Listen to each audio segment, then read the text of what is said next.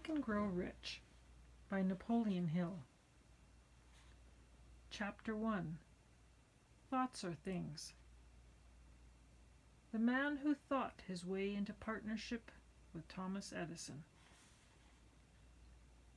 Truly, thoughts are things, and powerful things at that, when they are mixed with definiteness of purpose, persistence, and a burning desire for the translation into riches or other material objects.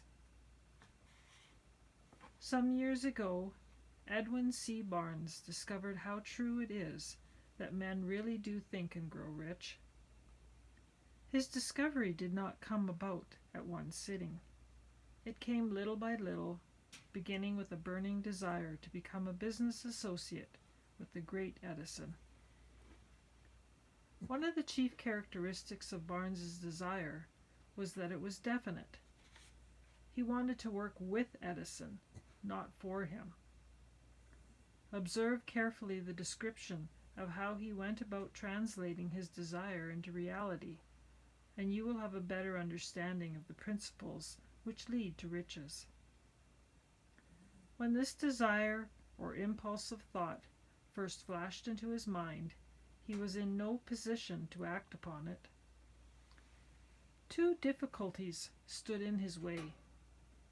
He did not know Mr. Edison, and he did not have enough money to pay his railroad fare to Orange, New Jersey. These difficulties were sufficient to have discouraged the majority of men from making any attempt to carry out the desire. But his was no ordinary desire. The Inventor and the Tramp. He presented himself to Mr. Edison's laboratory and announced he had come to go into business with the inventor. In speaking of the first meeting between Barnes and Edison years later, Mr. Edison said, "He stood there before me, looking like an ordinary tramp, but there was something in the expression of his face which but he stood there before me, looking like an ordinary tramp. But there was something in the expression of his face which conveyed the impression that he was determined to get what he had come after. I had learned from years of experience with men that a man really desires a thing so deeply that he is willing to stake his entire future on a single turn of the wheel in order to get it. He is sure to win. I gave him the opportunity he asked for because I saw he had made up his mind to stand by until he succeeded. Subsequent events proved that no mistake was made. It could not have been the young man's appearance which got him his start in the Edison office, for that was definitely against him.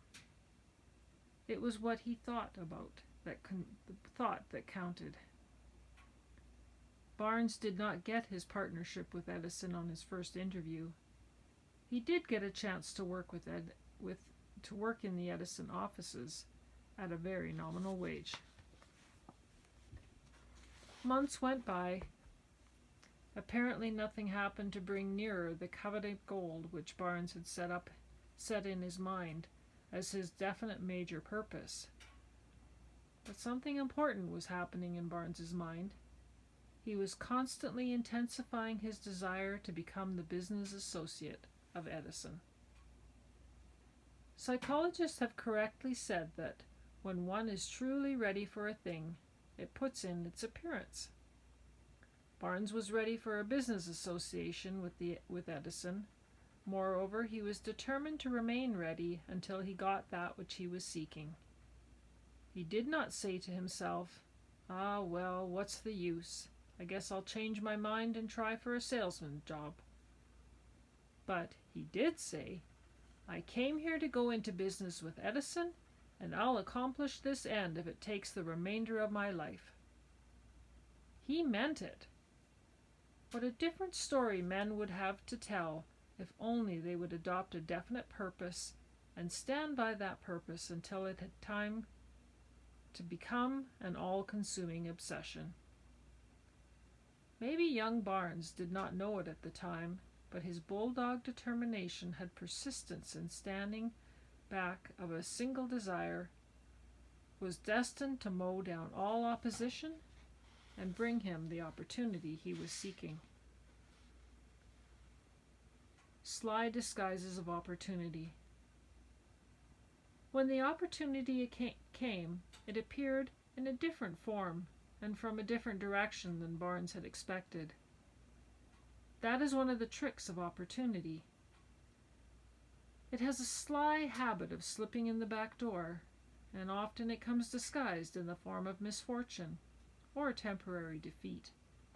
Perhaps this is why so many fail to recognize opportunity. Mr. Edison had just perfected a new office device, known at that time as the Edison dictating machine. His salesmen were not enthusiastic over the machine. They did not believe it could be sold without great effort. Barnes saw his opportunity. It had crawled in quietly, hidden in a queer-looking machine which interested no one but Barnes and the inventor. Barnes knew he could sell the Edison dictating machine. He suggested this to Edison and promptly got his chance. He did sell the machine. In fact, he sold it so successfully that Edison gave him a contract to distribute and market it all over the nation. Out of that business association, Barnes made himself rich in money. But he did something infinitely greater. He proved that one really may think and grow rich. How much actual cash that original desire of Barnes was worth to him, I have no way of knowing.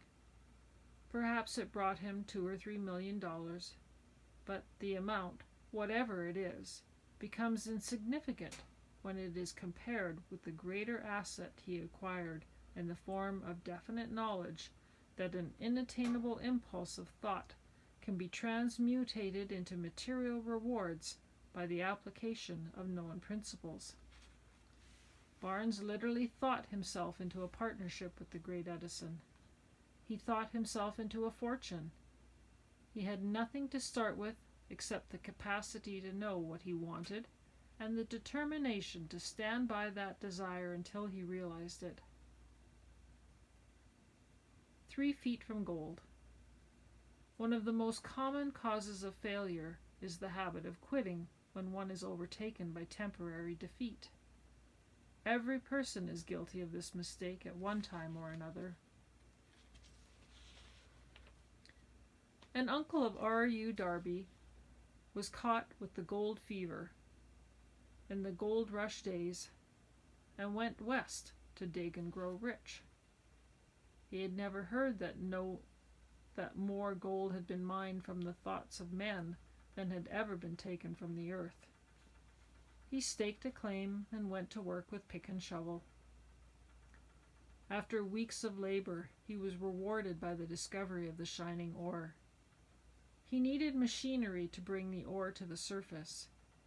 Quietly, he covered up the mine, retraced his footsteps to his home in Williamsburg, Maryland, told his relatives and a few neighbors of the strike.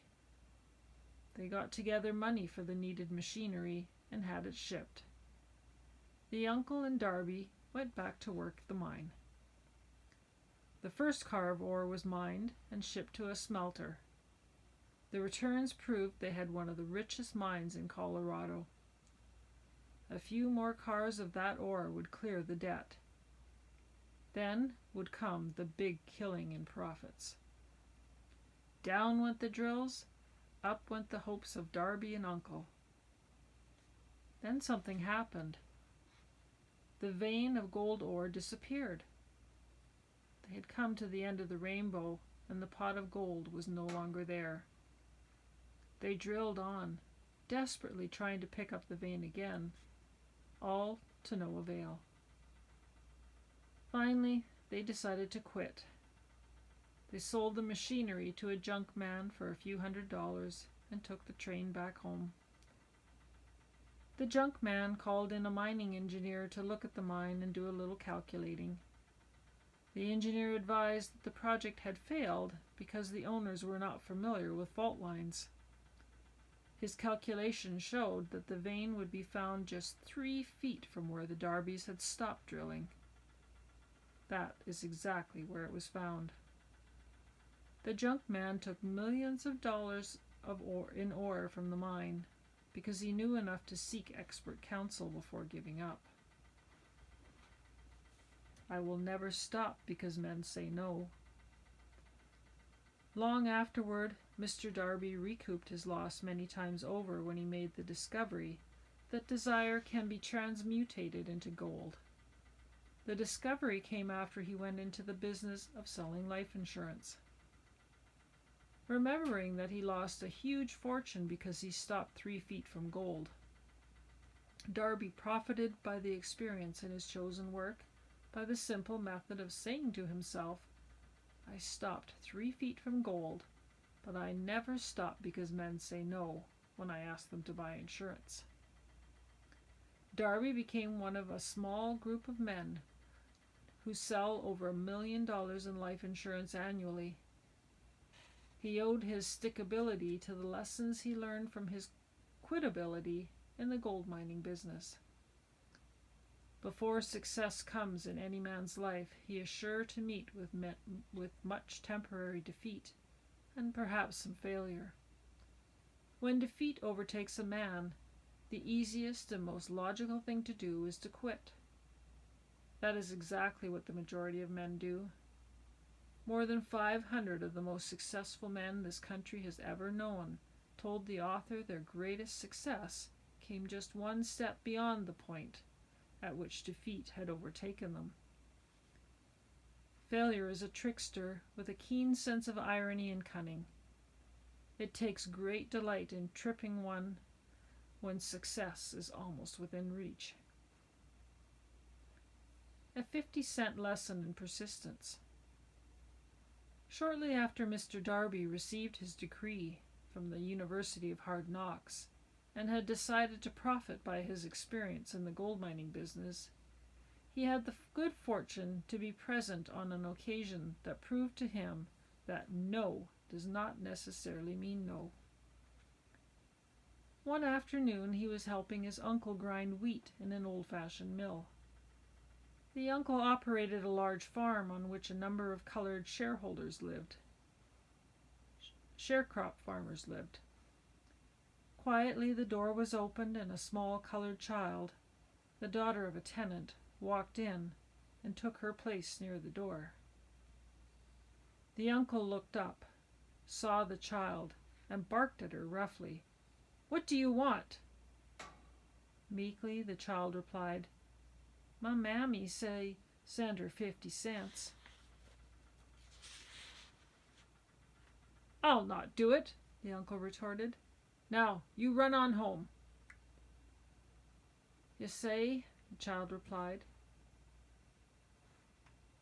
"Yes, sah," the child replied, but she did not move. The uncle went ahead with his work, so busily engaged that he did not pay enough attention to the child to observe that she did not leave. When he looked up and saw her still standing there, he yelled after her, "I told you to go on home. Now go or I'll take a switch to you." The little girl said, "Yes, sir," but she did not budge. The uncle dropped a sack of grain he was about to pour into the mill hopper, picked up a barrel stave, and started toward the child with an expression on his face that indicated trouble. Darby held his breath. He was certain he was about to witness an assault. He knew his uncle had a fierce temper.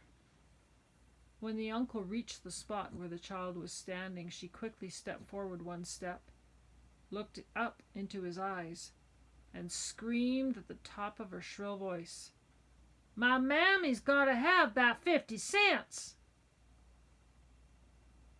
The uncle stopped, looked at her for a minute, then slowly laid the barrel stave on the floor, put his hand in his pocket, took out a $50 and gave it to her. The child took that money and slowly backed toward the door, never taking her eyes off the man whom she had just conquered. After she had gone, the uncle sat down on a box and looked out the window into space for more than 10 minutes. He was pondering with awe over the whipping he had just taken. Mr. Darby, too, was doing some thinking. That was the first time in all his experience that he had seen a colored child deliberately master an adult white person. How did she do it? What happened to his uncle that caused him to lose his fierceness and become as docile as a lamb?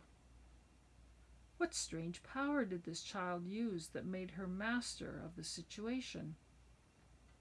These and other similar questions flashed into Darby's mind, but he did not find the answer until years later, when he told me the story. Strangely, the story of this unusual experience was told to the author in the old mill, on the very spot where the uncle took his whipping. The strange power of a child. As we stood there in that musty old mill, Mr. Darby repeated the story of the unusual conquest, and finished by asking, "What can you make of it? What strange power did that child use that so completely whipped my uncle?" The answer to his question will be found in the principles described in this book. The answer is full and complete. It contains details and instructions sufficient to enable anyone to understand and apply the same force when the little child, which the little child accidentally stumbled upon. Keep your mind alert, and you will observe exactly what strange power came to the rescue of the child.